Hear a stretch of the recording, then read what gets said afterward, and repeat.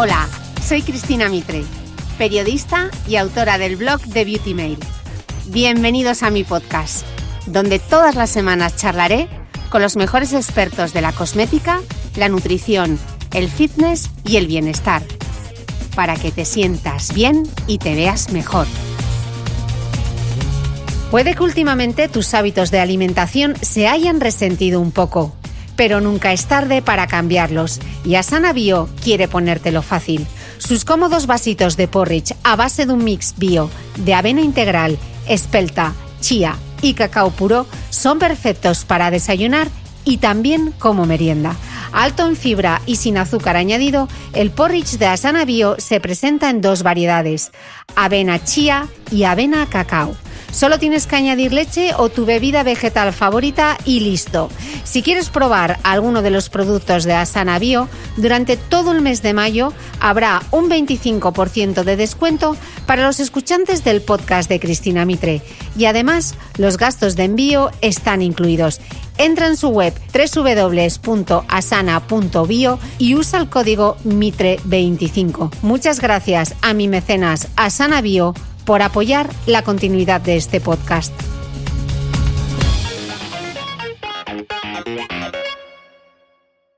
Bienvenidos todos a un nuevo capítulo del podcast, y hoy tengo una gran sorpresa porque está conmigo. Me gustaría decir que estamos en el mismo espacio físico, pero no es así, pero conectados a través de internet. Estoy con Pau Gasol y con el doctor Santi Gómez, responsable de programas de la Gasol Foundation. Pau, Santi, bienvenidos al podcast. Encantado, un placer estar aquí contigo. Un placer, encantado. Gracias. Pau, en 2013 pones en marcha junto a tu hermano Marc la Gasol Foundation con el objetivo de prevenir la obesidad infantil. Entonces te voy a hacer una pregunta de triple. ¿Por qué una fundación? ¿Por qué la infancia? ¿Y por qué la obesidad? Bueno, yo llevaba por aquel entonces 10 años como embajador de buena voluntad de UNICEF. Estaba colaborando con diferentes organizaciones y hospitales pediátricos y quería tener... hicimos un proyecto con UNICEF que se llama el Proyecto de Pau en el 2010, donde también se juntaron diferentes amigos míos y contribuyeron a ese proyecto en Etiopía, en un viaje que hicimos allí. Pero queríamos crear una fundación propia para tener un poquito más de autonomía, más libertad de acción y decisión, y luego queríamos identificar quizás una de las amenazas más grandes en la infancia a nivel mundial, ¿no? Y poco a poco pues fuimos identificando. Yo fui conociendo datos, me fui informando un poquito, empecé a escuchar que por primera vez en la historia los niños y niñas iban a vivir menos que los padres, y la esperanza de vida iba a ser menor. Entonces empecé a pensar por qué, y era una cuestión de hábitos saludables, de estilo de vida, y cuál era pues esa amenaza o ese factor que afectaba a los niños y niñas, y me di cuenta que era la obesidad infantil, y que ya no era una cosa que quizás solo teníamos hace quizá 10 años en la mente, de que era algo de Estados Unidos, de comida rápida, y era un problema lejano, sino que era algo muy presente y palpable también en muchas partes del mundo. Y en España también, por supuesto, siendo una de las que destacaba negativamente. Entonces, nada, empezamos, hablamos con Marc. Quería hacer algo que fuera conjunto, ¿no? Creo que Marc y mi familia, que viene del mundo de la medicina y de la salud, pues podía estar muy involucrada también en este proyecto y en la creación y el nacimiento de la Gasol Foundation. Y el 2013 la pusimos en marcha en Estados Unidos, y luego ya pues el 2014 también la creamos en España, y poco a poco pues hemos ido dando pequeños grandes pasos, ¿no? Y hablaremos de pasos también un poquito más adelante, y estamos pues muy orgullosos de todo el progreso que hemos conseguido y del equipo que hemos formado. Y bueno, esto es solo yo creo el principio, ¿no? Porque estamos hablando de una epidemia o una pandemia a nivel mundial muy importante, con números que comentaremos y que Santi puede entrar con más detalle, muy alarmantes. Y a medida que estamos atravesando esta otra pandemia del COVID-19, pues también entenderemos un poco por qué la urgencia y la necesidad de incluso que de nuestro trabajo y de nuestro conocimiento aún se vea magnificada en este momento, porque los hábitos de las personas, de las familias, sobre todo las más vulnerables, se han visto tremendamente afectadas por esta crisis, y de ahí que bueno, pues que nuestro conocimiento y nuestro contenido pues sea muy importante. Pau, dice el doctor Valentí Fuster, a quien tú conoces bien, que ser solidario es una actitud ante la vida, que cuando somos solidarios y nos unimos a un equipo para mejorar las vidas de otros, nuestra motivación y energía aumentan, la tristeza y la depresión disminuyen y nuestros problemas se ven desde una perspectiva muy distinta. ¿Cómo lo vives tú? Pues yo lo veo de una forma muy parecida a lo que comenta Valentí.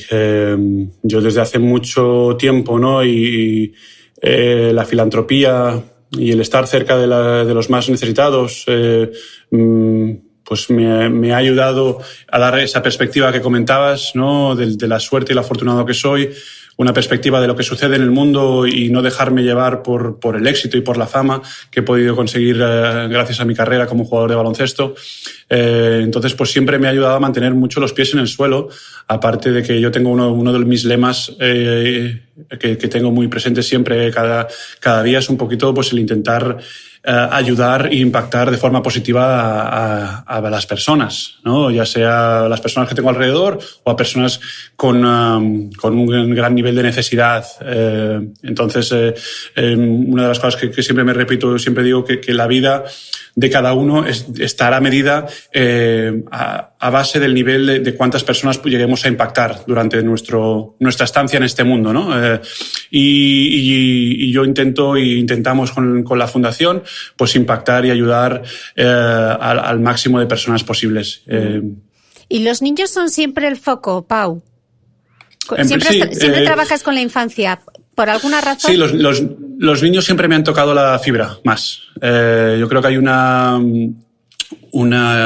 inocencia, una vulnerabilidad, un potencial de futuro, ¿no? Al final los niños son más amoldables, los adultos lo somos mucho menos, ¿no? Entonces el poder trabajar con niños que al final son el futuro, nuestro futuro, el futuro de la sociedad, el futuro del mundo, y el transmitir conocimiento desde nuestra posición a los niños que lo absorberán, aprovechar nuestra plataforma también de deportistas y de figuras públicas para transmitir conceptos, para transmitir valores, ideas, conocimiento, pues siempre lo hemos considerado también muy, muy, muy importante. Y bueno, los niños al final, pues bueno, pues también son muy agradecidos, ¿no? Tienen esta cualidad de transparencia, aún no sé, de sinceridad, de honestidad, ¿no? Son muy agradecidos a la hora de cuando tú les das cariño te lo devuelven tremendamente, quieren atención, quieren sentirse queridos, quieren cariño, y cuando tú les transmites esos valores y esas cualidades, al final ellos te lo devuelven con creces, ¿no? Y entonces todos esos factores hacen que, ¿no? Y cuando ves a un niño sufrir, a mí se me rompe el corazón, ¿no? Yo que he viajado mucho por el mundo y he estado en emergencias con UNICEF, de la mano de UNICEF, pues emergencias humanitarias durísimas, y he visto niños y niñas muy pequeños luchando por su vida.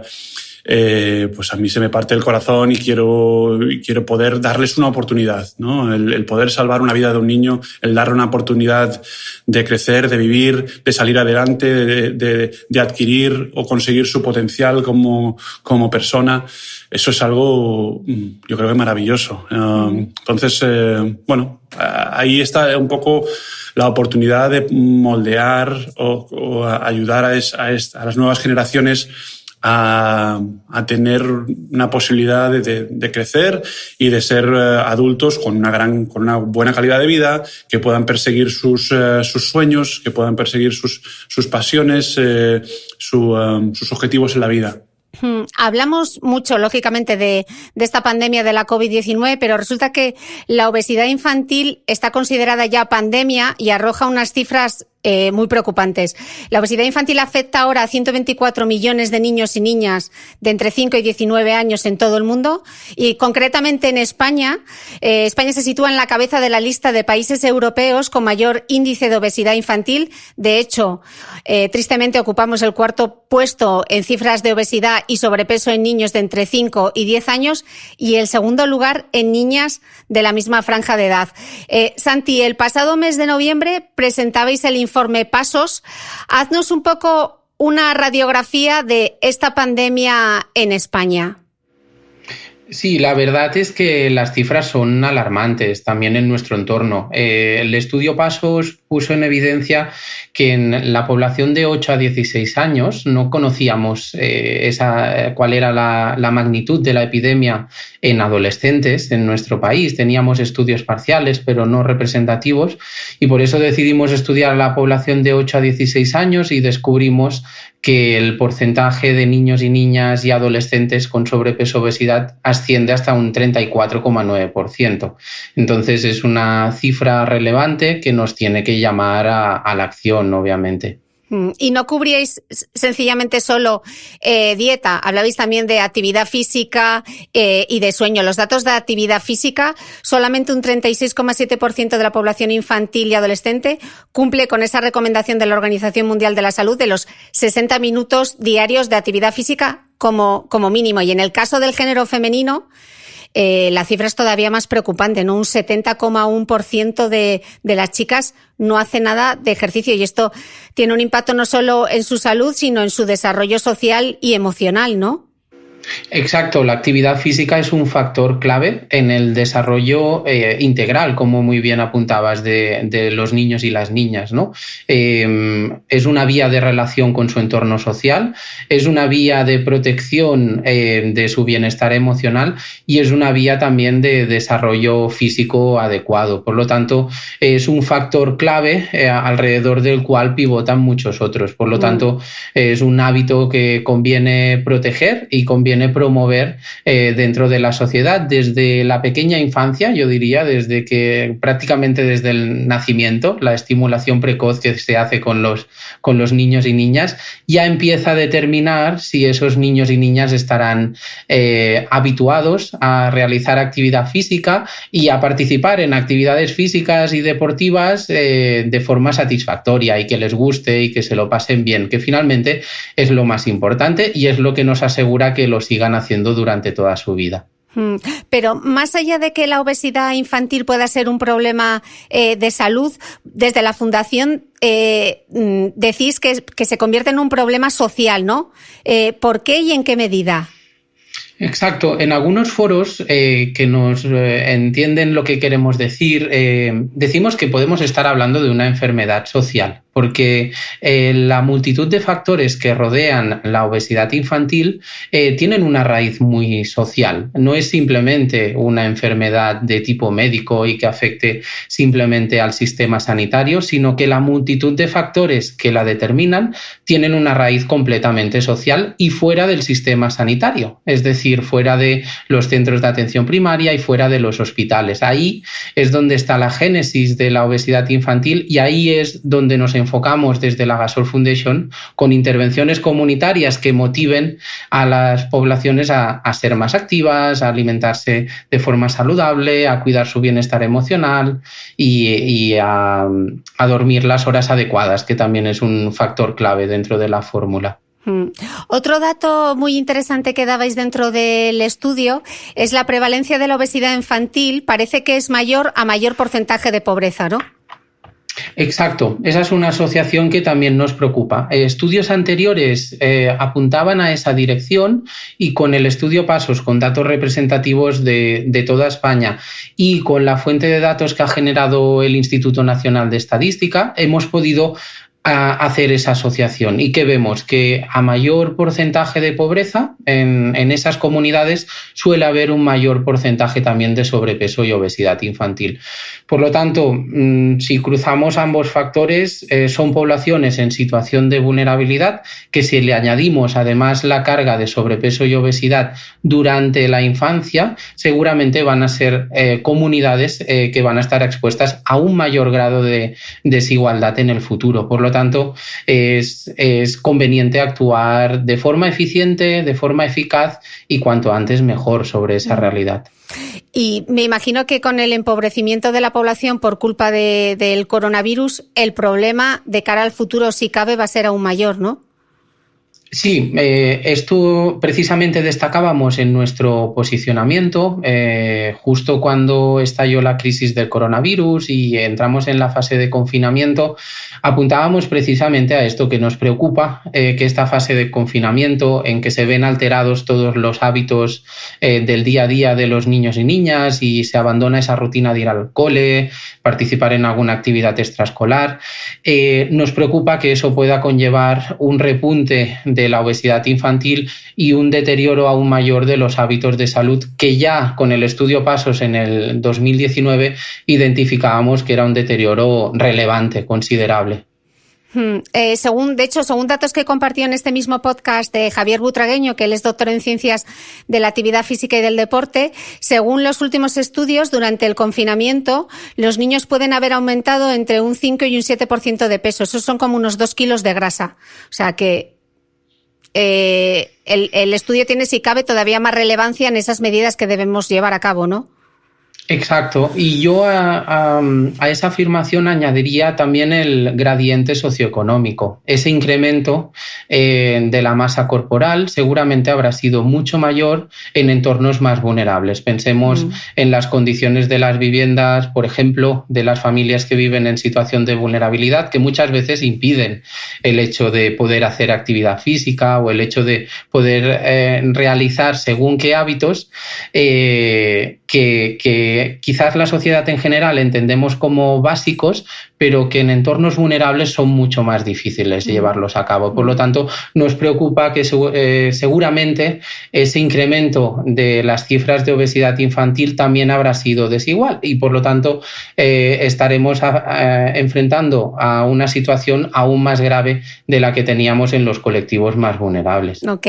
Santi, hecha ya la radiografía de dónde estamos, ¿cuáles son las consecuencias, más allá del problema que tenemos ahora con el coronavirus, las consecuencias a corto plazo, medio plazo y largo plazo de esta obesidad infantil? Porque decimos, bueno, los niños pues tienen sobrepeso o tienen obesidad, pero ¿qué significa eso?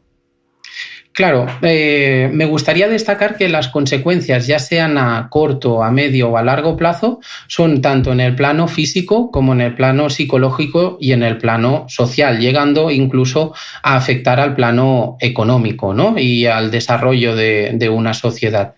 A corto plazo es muy claro, hay muchos equipos de pediatría que nos alertan que cada vez, por ejemplo, reciben más niños y niñas con diabetes tipo 2, derivada de sus estilos de vida durante la infancia, o también equipos de pediatría que nos alertan de problemas en el desarrollo musculoesquelético de los niños, ¿no? Debido a que su estructura ósea y muscular tienen que aguantar un peso mayor para el que genéticamente ha venido preparada al mundo, ¿no? Eso ya sucede a corto plazo. También a nivel psicológico tenemos muchas evidencias que nos demuestran que los niños y niñas con obesidad tienen un menor nivel de autoestima y que eso les dificulta relacionarse de forma satisfactoria con su entorno social, con sus amigos, con sus compañeros de colegio, y eso les lleva a cada vez estar más recluidos y, por lo tanto, eso en la otra dirección acaba devolviéndoles a una menor autoestima aún, ¿no? Eso ya sucede a corto plazo. A medio y a largo plazo sabemos que es una situación de salud que tiende a cronificarse, que tiene un componente crónico importante. Hay estudios que nos muestran que, por ejemplo, el 70% de los niños y niñas que ya a los 5 años de edad presentan sobrepeso o obesidad, el 70% serán adolescentes con sobrepeso y obesidad. Y alcanzar la adolescencia en una situación de sobrepeso y obesidad es un factor que te predispone a vivir esa situación de salud durante todo tu ciclo vital. Y eso afecta a nivel físico, psicológico y social durante todas las etapas de la vida, ¿no? Dificultades en la búsqueda de empleo, por un estigma social alrededor de la obesidad infantil, menores posibilidades de desarrollo económico, de desarrollo psicológico. Es decir, es una cuestión que afecta de forma relevante ya en la urgencia, ya en el corto plazo, pero que esas consecuencias son a medio y a largo plazo clarísimamente. Seguro que hay muchos padres escuchando este podcast que se preguntan ¿qué es lo que pueden hacer ellos para evitar esta situación? Pau, tus padres jugaban al baloncesto y te he oído varias veces decir que fomentar la práctica deportiva a los más pequeños empieza en casa. ¿Cómo fue de importante para ti tener el ejemplo de tus padres? Bueno, fue muy importante, ¿no? Cuando tienes un ejemplo en casa en el que reflejarte, ¿no? Pues al final es una gran suerte y una gran ayuda. No todos los niños quizá tienen esa situación, ¿no? Donde sus padres, bueno, al final mi madre cuando me tuvo a mí dejó de jugar a baloncesto, pero yo tenía conciencia de que ella había jugado, y había fotos, ¿no? Y luego pues yo iba a ver los partidos de mi padre con el equipo de veteranos del Gaudí en los fines de semana que iba a jugar él y entonces pues veía a mi padre jugar a baloncesto y al final pues como hijo, como niño, pues tú quieres un poco seguir esos pasos, emular a tu padre, a tu madre, ¿no? Y eso pues para mí fue importante. Yo entiendo que no todos los padres, ¿no?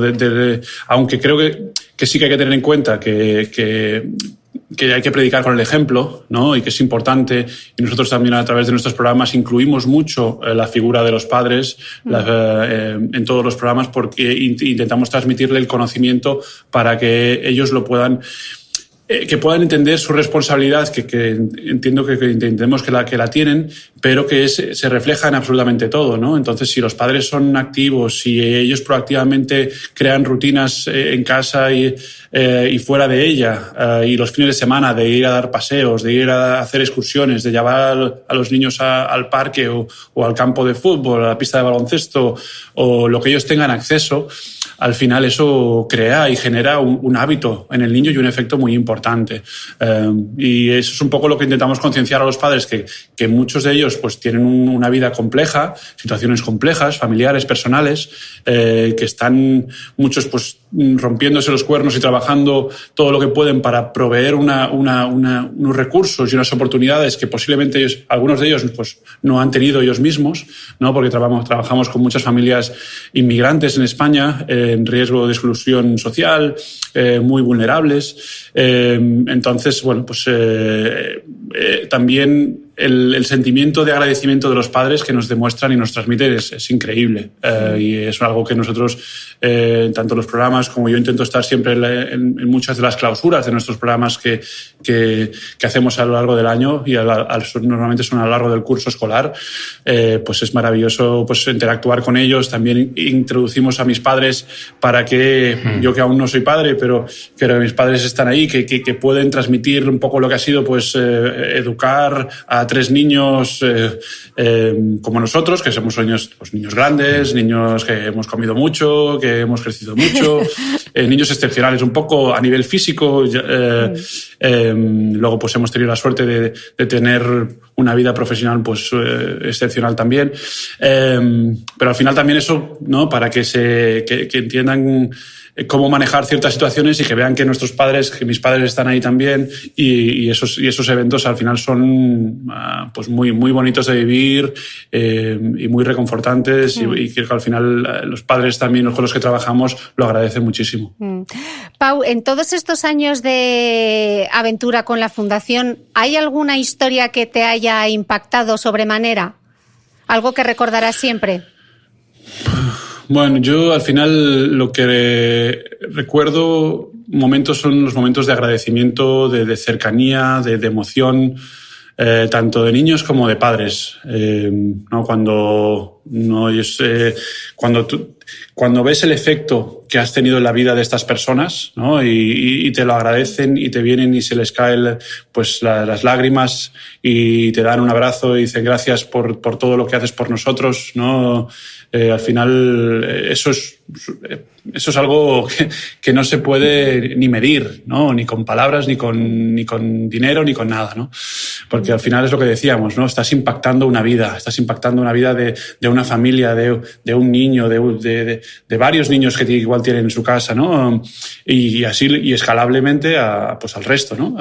Entonces, para mí esos momentos de una madre que te viene, gracias porque ahora doy paseos con mis vecinas, ¿no? Y al hacer también la actividad en familia o en equipo, ¿no? Que es algo también muy importante porque es muy complicado cuando estás en casa a veces pues salir un poco tú solo o empujarte a ti mismo, pero cuando quedas con las amigas, oye, vamos a dar un paseo por el vecindario y son madres que algunas pues tienen sobrepeso, etcétera, lo agradecen muchísimo y marcan un ejemplo para sus niños y a veces también incluyen a sus niños o a sus niñas, ¿no? A dar ese paseo en familia y la importancia de hacer actividades en familia, hacer la compra en familia, cocinar en familia, hablar en la mesa y poniendo la tecnología a un lado, ¿no? Y que la tecnología no nos absorba. Uno de los grandes datos también del estudio Pasos era el abuso del uso de las pantallas, ¿no? Que sacamos sobre todo en los fines de semana, cuando los niños no están en el colegio, que ahora, con el confinamiento que estamos viviendo a nivel mundial con la pandemia del COVID, pues estás en casa, no estás yendo al colegio, no tienes esas rutinas que tenías antes y que los niños tenían una cierta distracción o actividad, ahora la tienes que crear en casa, ¿no? Entonces esos efectos hay que tenerlos muy en cuenta y hay que ser proactivos y hay que responder de la mejor manera posible. Santi, decís desde la Fundación que se necesita acumular mucha más evidencia científica sobre aquellas intervenciones preventivas que son capaces de abordar este problema de manera eficaz. Pero ¿sabemos ya algo que de verdad funciona, más allá del ejemplo de los padres? ¿Qué cosas se deberían poner ya en marcha sin más dilación? Aunque nos falten datos. Sí, sabemos que la gran apuesta a nivel científico, a nivel mundial, es el poder crear intervenciones comunitarias que llamamos multinivel y multicomponente.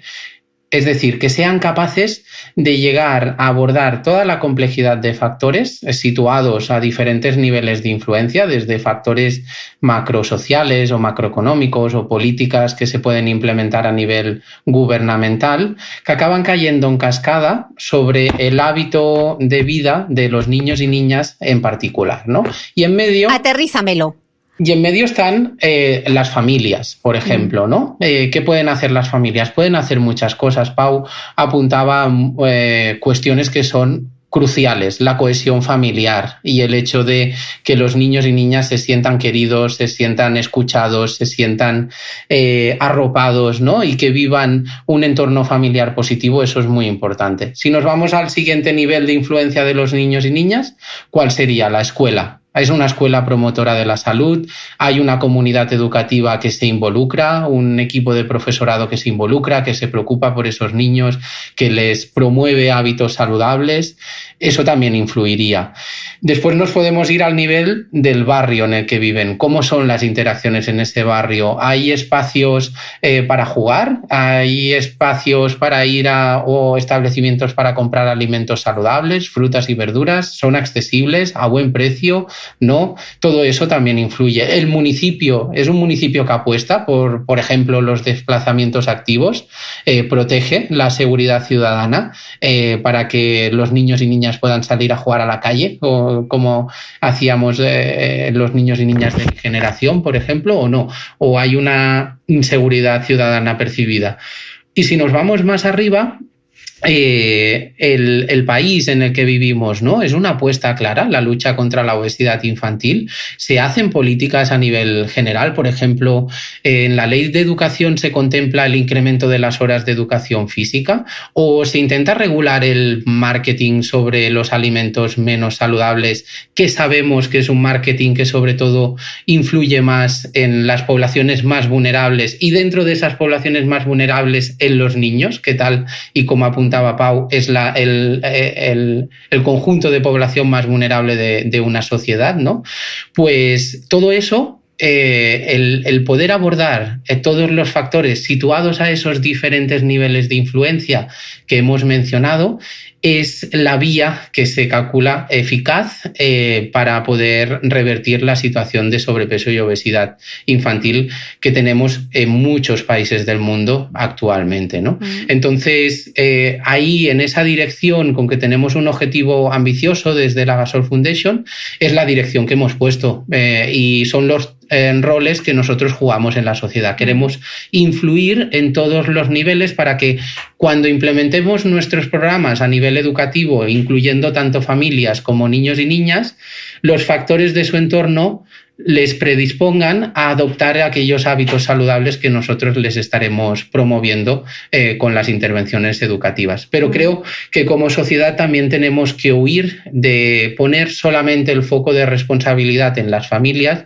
y también contemplar que esas familias están expuestas a factores, a determinantes muy potentes que influencian de forma relevante su estilo de vida y su manera de vivir. El famoso ambiente obesogénico, ¿no? Todos esos mensajes que reciben constantemente los niños desde la publicidad, cuando van a los supermercados, etcétera, ¿no? Exacto, ese sería un ejemplo de un factor más macrosocial o macroeconómico, ¿no? Que está influyendo a finalmente qué es lo que come aquella noche ese niño y niña, ¿no? Y en medio está toda la cadena de decisiones, desde lo que te recomiendan a comprar en el establecimiento donde vas a comprar, a la decisión que toman los padres y madres de coger este producto o este otro, de cocinarlo de una manera o de otra, y finalmente lo que el niño tiene en el plato no es únicamente decisión de sus padres, sino que esos padres han estado expuestos también a una toma de decisiones ciertamente influenciadas. Pero eso no solo sucede con la alimentación, sino también con la actividad física, el sueño y el descanso y el bienestar emocional. Es lógico que en comunidades en situación de vulnerabilidad las cifras de sobrepeso y obesidad sean más elevadas, porque es población más vulnerable a la influencia de todos esos factores sociales que hemos estado exponiendo. Una pausa y volvemos. Ya sabéis que ahora se habla mucho del sistema inmune, ya que es la principal línea de defensa frente a todo tipo de infecciones, virus, bacterias y tóxicos. Y la flora bacteriana intestinal, la famosa microbiota, la primera barrera protectora frente a los agentes patógenos. Para proteger a esos miles de millones de bacterias de nuestra microbiota, hay que cuidar la calidad de nuestra alimentación, priorizando, por ejemplo, los cereales integrales frente a los refinados y azucarados, que son tan habituales en los desayunos. Por eso, Asana Bio quiere ponértelo fácil con sus vasitos de porridge. Altos en fibra y sin azúcar añadido, se presentan en dos variedades, avena chía y avena cacao. Solo tienes que añadir leche o tu bebida vegetal favorita y listo. Si quieres probar alguno de los productos de Asana Bio, durante todo el mes de mayo habrá un 25% de descuento para los escuchantes del podcast de Cristina Mitre. Y además, los gastos de envío están incluidos. Entra en su web www.asana.bio y usa el código MITRE25. Muchas gracias a mi mecenas Asana Bio por apoyar las buenas historias. De hecho, hay un concepto que me gusta mucho que utilizáis dentro de la Fundación, que habláis de la metáfora de la galaxia saludable. Me parece una labor pedagógica y he visto vídeos de Pau con su hermano Marc hablando de estos planetas claves de la salud para la prevención de la obesidad infantil, ¿no? Que es la alimentación saludable, el deporte y la actividad física, las horas y la calidad del sueño y el bienestar emocional. Creo que hay pocas fundaciones que consigan hablar de todos esos 4 factores, porque hay quien se fija solo en la dieta o se fija solo en la parte cardiovascular, pero hablar también del bienestar emocional. Pau, ¿por qué es tan importante esta parte del bienestar emocional? Bueno, entendemos que es un factor que afecta altamente a los niños, ¿no? Y a las familias. Y hay que tenerlo muy en cuenta. nos hemos informado, y ahí Santi es uno de nuestros expertos líderes, ¿no? en el factor psicoemocional. Entendemos que una persona estresada, una persona que está conviviendo con situaciones de muchísima tensión, situaciones en casa pues desfavorables, etcétera, ¿no? Con posibles y yo también me he leído libros, ¿no? Hablando pues niños que vienen con problemas psicológicos o emocionales a terapeutas que por ejemplo que son mandados desde la escuela y tienen problemas de aprendizaje, de comportamiento, etcétera.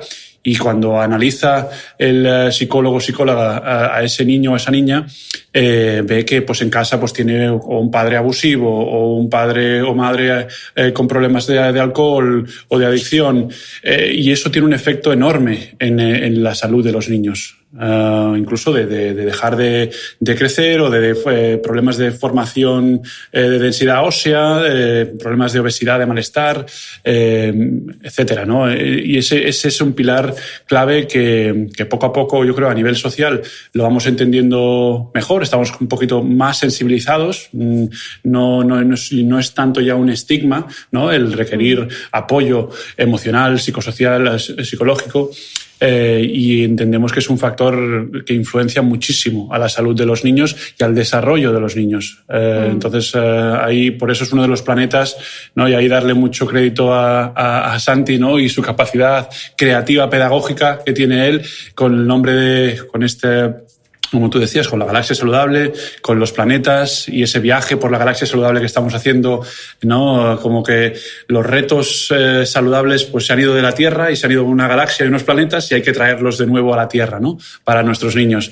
Y el nombre de todos los programas que tenemos, de Safalin, de Fibalin, todo esto, Santi ahí tiene mucho que ver, ¿no? Entonces, nada, es un factor, como te he dicho, yo creo que clave, cada vez más y más presente en todos los ámbitos, pero en cuanto a la salud de un niño y una niña se refiere, es fundamental. Bueno, de hecho, uno de tus lemas, Pau, es hazlo saludable, hazlo divertido, ¿no? Quizá el problema es que hasta ahora hemos comunicado la salud desde el miedo. Y hemos hecho una mala labor pedagógica, ¿no? Quizá. Sí, creemos que es muy importante, ¿no? Hacerlo que para los niños sea algo divertido. Al final, una de las necesidades más grandes y derechos de los niños es el derecho al juego. Y los niños quieren jugar, quieren divertirse, quieren pasárselo bien. Entonces, vamos a hacerlo divertido, vamos a hacerlo interactivo y amoldado a sus edades, ¿no? También lo que hemos amoldado es un poco, pues, en vez de la galaxia saludable, que quizás puede funcionar bien hasta niños de 11, 12 años, a partir de los 13 años ya el tema de los planetas pues ya es menos atractivo. Entonces pensamos con iniciativas también con Santi y con el equipo de hacerlo como superhéroes, ¿no? Y que esos planetas se convirtieran en superhéroes, el superhéroe del descanso, el superhéroe de la actividad física, del bienestar emocional, y darle nombres también, ¿no? Y hacerlo más atractivo a nivel pedagógico y a nivel de conexión para los adolescentes. Y es parte de ese proceso. Bueno, Santi, de hecho, el concepto de la galaxia saludable fue el tema central de tu tesis doctoral, ¿no? Sí, bueno, fue la manera que tuvimos para resumir en los pocos minutos que te dan, ¿no? Para presentar toda una tesis doctoral, la complejidad de factores que determinan la probabilidad de que un niño a lo largo de su desarrollo presente sobrepeso o obesidad, ¿no? Y entonces es una galaxia precisamente porque en cualquier galaxia todos los planetas están interdependientes, tienen relaciones bidireccionales, ¿no? Si uno se desequilibra, todo el resto de planetas de esa misma galaxia se desequilibran. Y precisamente con la galaxia saludable también transmitimos eso de forma muy sencilla a los niños y familias, para poder garantizar un desarrollo saludable de los niños y niñas, conviene equilibrar esos 4 planetas, ¿no? Y teniendo en cuenta también lo que decía Pau, que el bienestar emocional es un planeta fundamental. Podríamos decir que el bienestar emocional es el Júpiter de la galaxia saludable, es el planeta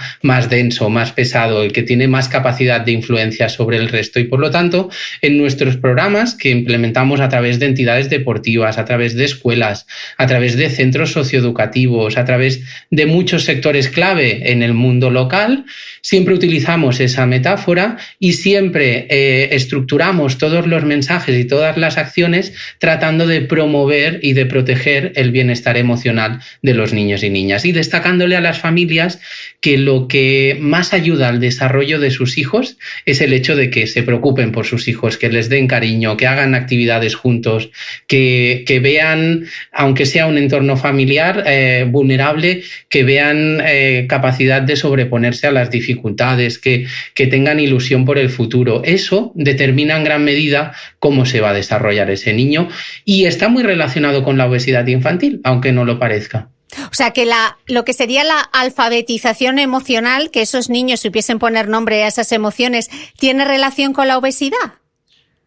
Exacto, totalmente. El hecho de que los niños y niñas crezcan a nivel emocional les permitirá interpretar muchas de las cosas que suceden en su entorno, y eso les permitirá crear un espíritu crítico y hacer una toma de decisiones bien fundamentada, y eso finalmente va a determinar en parte la probabilidad que tienen de desarrollar sobrepeso, obesidad a lo largo de la infancia, ¿no? Pero momentos donde hay una carga emocional muy grande, que también apuntaba Pau, como el momento de la cena en familia, ¿sí? Con la tele apagada, el momento de ir a dormir y que acompañemos a los niños dándoles todo nuestro afecto, leyéndoles un cuento, reduciéndoles aquella pequeña preocupación que puedan tener de su día a día. Eso les va a ayudar a que duerman mejor. ¿Y qué nos dicen los estudios? Que si los niños duermen bien y duermen las horas adecuadas, su organismo funciona mejor y está menos expuesto al riesgo de padecer sobrepeso o obesidad. También, ¿qué nos dicen los estudios? El hecho de que las familias cenen en torno a una mesa y con la tele apagada, eso garantiza que haya una buena comunicación. También nos dicen que está asociado con unos hábitos de alimentación más saludables, con un ritmo de ingesta más lento, dando tiempo a que se despierten los mecanismos de saciedad y de hambre, y eso nos protege frente a la obesidad infantil. Y el momento de actividad física en familia, que también ejemplificaba muy bien Pau con el caso de su infancia, ¿no? El hecho de que los niños vean que sus padres y madres son activos y que pueden participar en actividades que les divierten con sus padres y madres es un ejemplo que se les va a quedar grabado a nivel psicológico de por vida. Y entonces, si en esos momentos ha habido diversión, ha habido una carga emocional relevante y positiva, son niños y niñas que en el futuro van a querer hacer actividad física, van a querer cenar en familia, van a querer acompañar cuando ellos sean adultos el momento del sueño y el descanso de sus hijos y hijas, y por lo tanto vamos a estar rompiendo esa fórmula que tenemos desgraciadamente bien establecida en nuestra sociedad, de que cada vez hay una mayor cifra de sobrepeso y obesidad. Esa es la fórmula que estamos utilizando desde la Gasol Foundation. Ok. Pau, tenéis presencia tanto en Estados Unidos como en España. De hecho, contáis con lo que llamáis como laboratorios comunitarios en Los Ángeles y en Sant Boi de Llobregat, en Barcelona. Sí. Tú que vives a caballo entre los dos, bueno, más allí que aquí, ¿cuáles son las mayores diferencias entre una comunidad y otra? Bueno, puedes pensar que hay grandes diferencias, pero yo cada vez que... Está claro que al final son dos países distintos, con circunstancias distintas, pero fundamentalmente las necesidades y la vida, la realidad de familias vulnerables son extremadamente parecidas. Y todos nuestros programas son básicamente aplicables tanto en un lado como en otro. Y es más, intentamos siempre buscar, ¿no?, esa cohesión de programación, de mensaje, de contenido, etcétera. Y las necesidades al final son necesidades humanas y no varían demasiado. Entonces, yo creo que al final, cuando estamos hablando de familias en una situación de vulnerabilidad, de pobreza, etcétera, son situaciones muy parecidas, si no idénticas. Y nuestro trabajo, al final, lo que intentamos es ajustarnos a esas situaciones, pero no varía demasiado. Yo la verdad es que quizá pues en vez de tener a una cierta bebida, acceso a una cierta bebida azucarada o un cierto producto X, pues tienen a uno que es básicamente primo hermano, ¿no? Pero las situaciones son muy parecidas. Son situaciones en familias de necesidad, familias de pocos recursos, familias que tienen hambre también y tienen ganas del apoyo, ¿no? Son muchas familias que a veces piensan o sienten que se las deja un poco de lado, y nosotros estamos ahí para aportarles algo que ellos entienden que es esencial y que les es altamente de ayuda. Santi, explícanos un poco el concepto esto de los laboratorios comunitarios, que suena como un poco galáctico también. ¿Qué es y para qué sirve?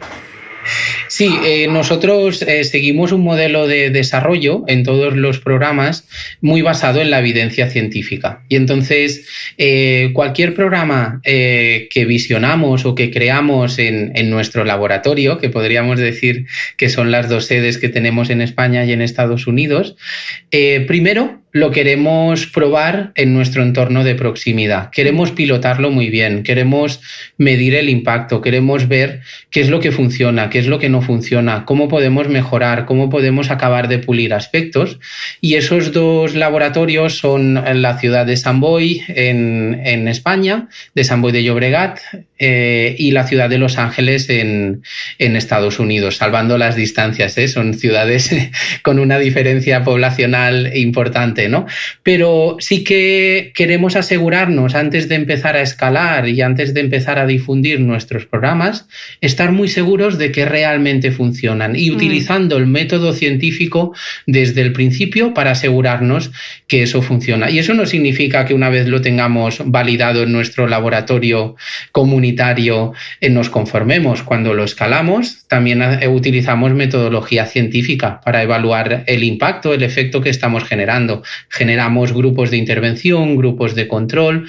Los grupos de control luego son los primeros, una vez acabada la primera edición, en pasar al grupo de intervención y incorporamos un nuevo grupo control. Es como una lista de espera para ir entrando en nuestros programas, ¿no? Entonces, eso nos permite medir de forma muy fidedigna si realmente estamos impactando, si estamos produciendo un efecto favorable sobre los hábitos de salud y sobre las cifras de sobrepeso y obesidad infantil.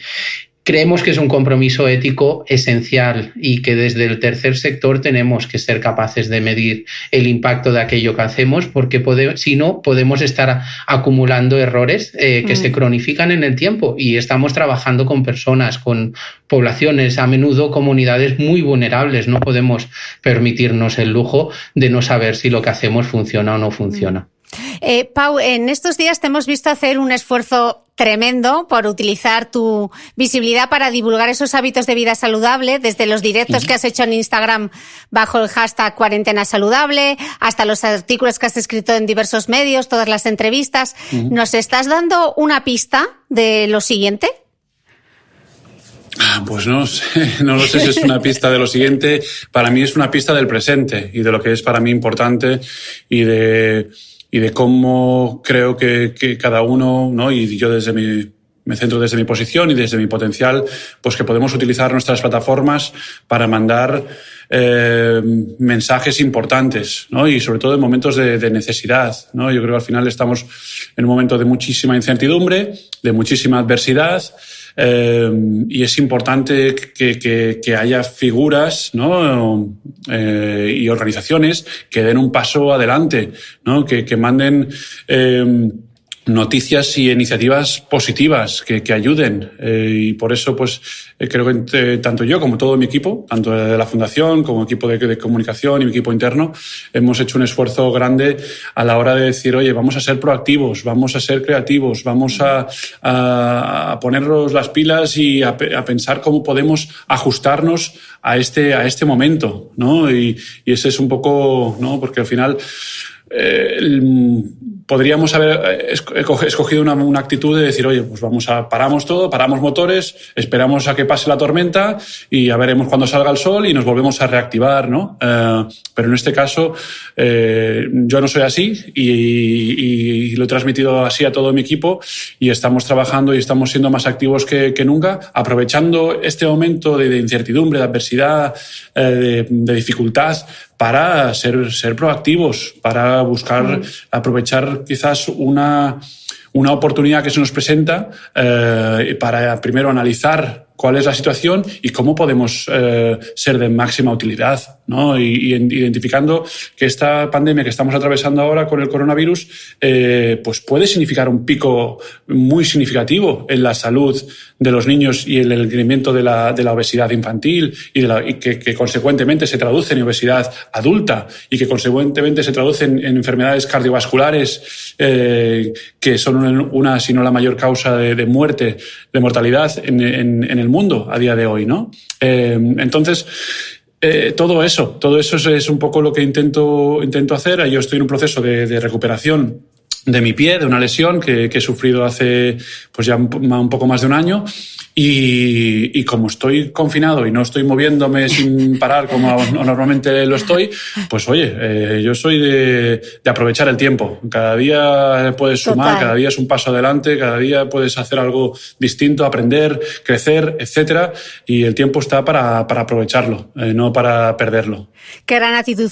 Pau, el deporte en el que has logrado la excelencia tiene como pilar el trabajo en equipo. De todo lo que has aprendido del baloncesto, ¿qué puede ser aplicable a la situación de hoy?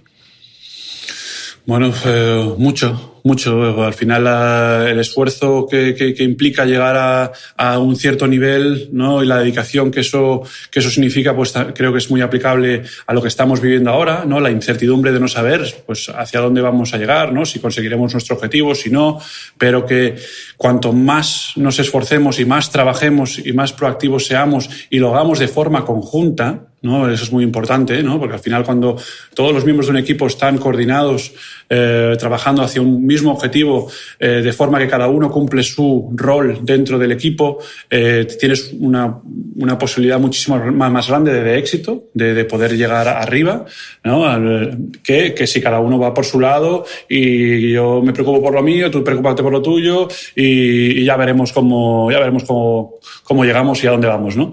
Entonces, para mí, pues eso, el trabajo en equipo y toda mi experiencia en el mundo del baloncesto, pues me ha aportado muchísimos valores que son tremendamente aplicables a la situación que estamos viviendo hoy. Por eso también lanzamos esos mensajes, ¿no? Desde conversaciones y entrevistas y artículos y etcétera. Todo lo que estamos haciendo, pues eso está muy presente en cada una de esas intervenciones. Y creo que es importante el continuar recordándolo, ¿no? Porque al final yo leo muchos libros, me encanta leer, y muchas veces, aunque conozca el concepto, es muy importante el refrescarlo, el tenerlo presente. Y por eso muchas personas, incluso muchos líderes, tienen muchas tanto citas en sus paredes, en sus oficinas, en su nevera, etcétera, para ese recordatorio que necesitas tener presente, aunque la hayas leído 5.000 veces, pero vamos a tenerlo presente hoy, ahora, que es lo que cuenta. ¿Qué estás leyendo ahora? Cuéntanoslo.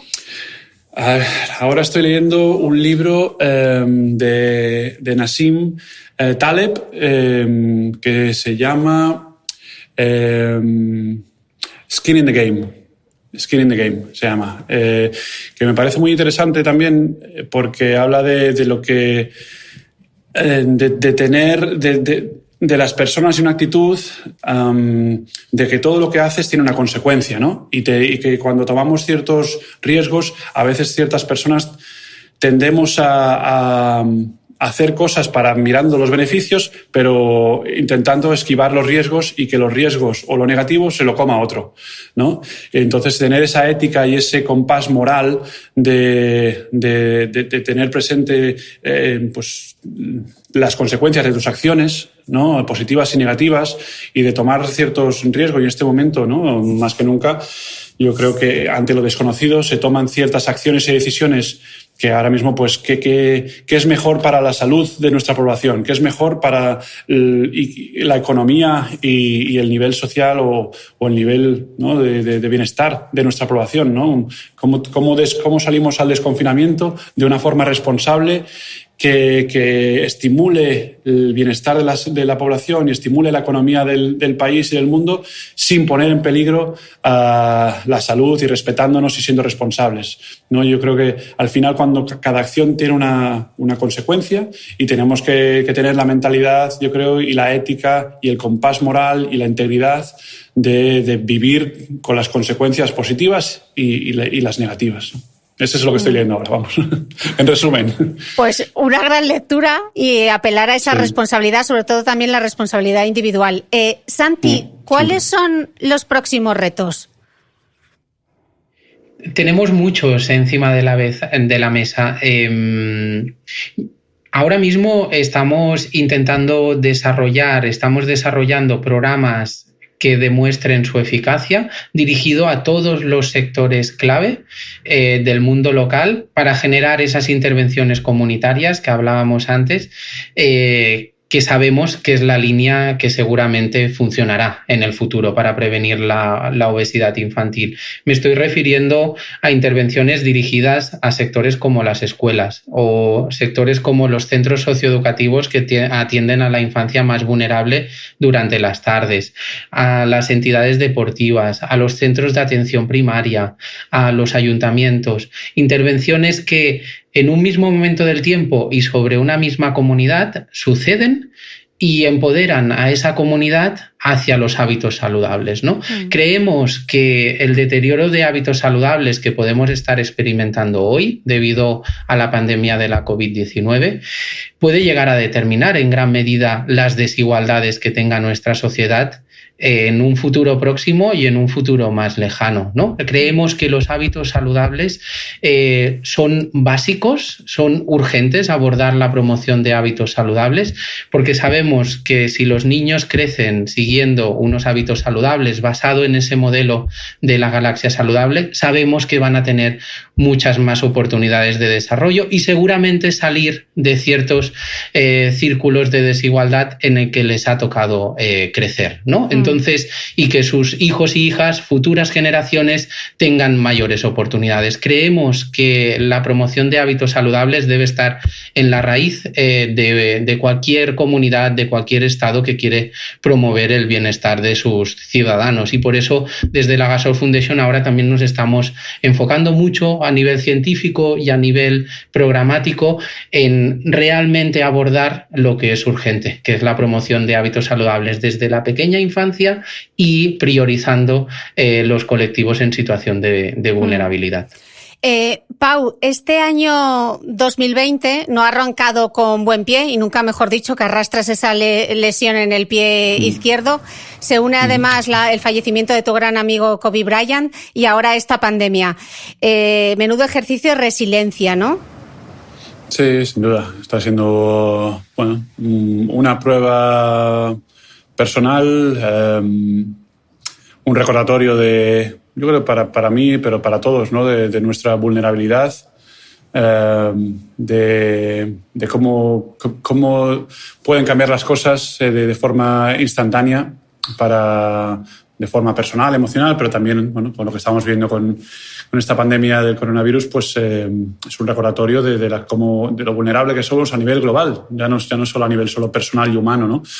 Está siendo un año difícil, sin duda, pero creo que estos momentos también te hacen apreciar, pues, lo que tienes. Para mí son momentos de un ejercicio de valorar y apreciar lo que tienes, no lo que no tienes o lo que te gustaría tener, o cómo te gustaría que fueran las cosas, ¿no? Es también un momento para recordar de todo lo que está fuera de nuestro control y de nuestro alcance, pero a la vez centrándonos mucho en lo que podemos controlar y en lo que podemos hacer y en lo que sí podemos tener control, ¿no? Entonces, bueno, son pruebas duras. Yo tengo mis días, bueno, pues en los que no me encuentro tan bien o tan alegre o tan feliz, ¿no? Y por eso pues intento pues hacer mucha meditación, la lectura también me ayuda, el escribir en mi diario también me ayuda a reflejar mis sentimientos, y no solo los momentos buenos y de subidón, sino también los momentos duros de lágrima, de bajón, de tristeza, de emoción, ¿no? Y no hay que rehuir de ellos. Hay que escucharte, saber dónde estás, entender que es algo normal, natural, y bueno, pues a partir de ahí sigues adelante, ¿no? Y sigues caminando. Pero sí, ha sido sin duda un año, está siendo un año difícil, un año muy, muy, muy duro. Pero bueno, como todo, hay que seguir adelante. Hay que seguir adelante y que estas situaciones pues te hagan más fuerte, que sean situaciones y vivencias de aprendizaje, de crecimiento, ¿no? Al final, bueno, todo tiene su parte positiva, aunque la parte negativa sea muy, muy dura y difícil de digerir, y hay que un poco centrarse también en ella, ¿no? Una de las, para mí, de las grandes, espero que cosas que podamos sacar de esta pandemia es pues lecciones aprendidas, ¿no? Cómo estar mejor preparados para un siguiente virus infeccioso como este o peor, ¿no? Cómo con nuestro sistema sanitario y nuestro sistema de comunicación entre naciones, entre organizaciones responsables de la salud global, cómo la información tiene que fluir de una forma mucho más transparente, de una forma mucho más inmediata, no como lo ha hecho durante esta pandemia y los efectos que ha tenido, ¿no? Que hemos tenido que paralizar al mundo, que encerrar a familias en sus casas para controlar un virus como este. Entonces, bueno, espero que podamos aprender mucho para, sobre todo, pues, honrar o honorar a todas las víctimas que se ha llevado por delante este virus. Imagino que tener un propósito como este también ayuda mucho, ¿no? Sí, yo creo que al final nuestro paso por la Tierra, por este mundo, es muy corto, ¿no? Cuando lo pones en perspectiva, por eso a mí me gusta mucho estar en contacto con la naturaleza, porque te hace sentir muy pequeño, independientemente de lo que tú creas o tu ego, lo que hayas conseguido, lo que tengas, lo que no tengas. Yo creo que tienes que buscar formas de buscar ese sentimiento de humildad, y dentro de esa pequeñez igual, ¿no? O de ese espacito, ¿no? que cada uno ocupamos, pues cómo entre todos, si nos juntamos, pues podremos al final pues mover y tener una influencia grande, ¿no? Y al final yo creo que lo que intento es asociarme y juntarme con personas que tengan esa mentalidad, esas ganas de aprovechar este paso por la vida, este viaje, ¿no? De compartir caminos. Y al final eso, cuando miras para atrás, es lo que te llena, ¿no? Y dices, oye, pues he vivido una vida llena, productiva, no he desperdiciado mi tiempo en este mundo y lo he intentado transmitir a las siguientes generaciones, ¿no? Ese mismo deseo, esa misma mentalidad. Y eso creo que al final pues, es lo que intento hacer, lo que intentamos hacer también desde nuestro equipo, y es algo que bueno, pues dejar este mundo un poquito mejor de lo que te lo encuentras, no peor. Y eso también creo que es importante tenerlo presente. Ya para terminar, me gusta siempre que mis invitados cierren el podcast con una idea. Si tuviesen que coger un titular que quieren que los escuchantes de este podcast recuerden. Así que, Santi, dame tu idea para cerrar. Sí, en el contexto actual de la pandemia que estamos viviendo, desde la Gasol Foundation creemos que es básico la promoción de hábitos de vida saludable, porque eso va a determinar en gran medida cuál es la prevalencia, cuál es el porcentaje de enfermedades crónicas no transmisibles en el futuro, cuáles son las desigualdades sociales a las que vamos a estar expuestos en el futuro, y que finalmente, y cerrando este último apartado, tanto, finalmente son dos factores clave, desigualdades y enfermedades crónicas no transmisibles, que están determinando en gran medida la morbilidad y la mortalidad de una pandemia como la COVID-19. Por lo tanto, la salud pública tiene que estar más preparada en el futuro y una parte esencial en eso son los hábitos saludables. Pau, tu titular. Titular. Que me has dado un montón de ellos ya, pero dame un último. Bueno, yo creo que yo me quedaría con una cita de uno de los estoicos, de Epictetus, que me gusta mucho y para mí no es lo que nos pasa, lo que importa, sino cómo reaccionamos a ello, ¿no? Y eso está en nuestra mano. Entonces, ya sea ante esta pandemia o ante la pandemia de la obesidad infantil o ante otras dificultades que nos encontremos en la vida, podemos controlar nuestra reacción. Por muy difícil que sea esa situación o ese evento, podemos reaccionar y tener una actitud proactiva, una actitud positiva, una actitud constructiva. Y eso al final genera una energía maravillosa y unos efectos que seguro serán positivos, ¿no? Y eso es lo que creo que podemos generar, ¿no? Independientemente del entorno, independientemente de que muchas veces cuando los medios parece que se llenan de noticias negativas, de que quieres apagar la televisión, por Dios, se está acabando el mundo. Está claro que hay cosas muy malas que pasan, ¿no? Y cosas difíciles, pero vamos a también ensalzar y promover lo bueno que pasa en nuestro país, en nuestras vidas, en nuestras casas, e intentar hacer ese ejercicio de reflexión porque no siempre es fácil, ¿no? Tener esa actitud, no siempre es fácil hacerlo, ¿no? Y hay muchas cosas que se interponen en ese camino o en nuestro camino, pero yo creo que crear ese ciclo, esa inercia es muy importante, y recordar a los estoicos que en este momento también creo que es importante, porque no es solo teórico y tenemos que aplicarlo, ¿no? Sentir esa acción y ver sus efectos. Yo creo que al final, cuando ves los efectos que no tienen por qué ser inmediatos, ni tenemos que esperar, porque al final todo lo que cuesta tarda un tiempo, y todo lo que tiene un valor tiene un coste y un proceso, y tenemos que entender y ser capaces que tenemos que mantenernos fieles a ese proceso y a ese esfuerzo, porque si fuera fácil, pues oye, no tendría significado y no lo valoraríamos. Entonces, pues eso, controlar lo que tenemos en nuestro alcance, nuestra reacción y nuestra actitud al respecto, y las cosas seguro que irán mejor. Pues con ese mensaje nos quedamos, de controlar lo que podemos controlar y una actitud positiva ante los desafíos.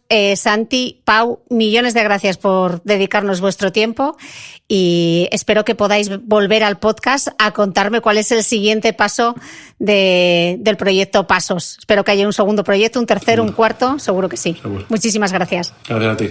Muchas gracias.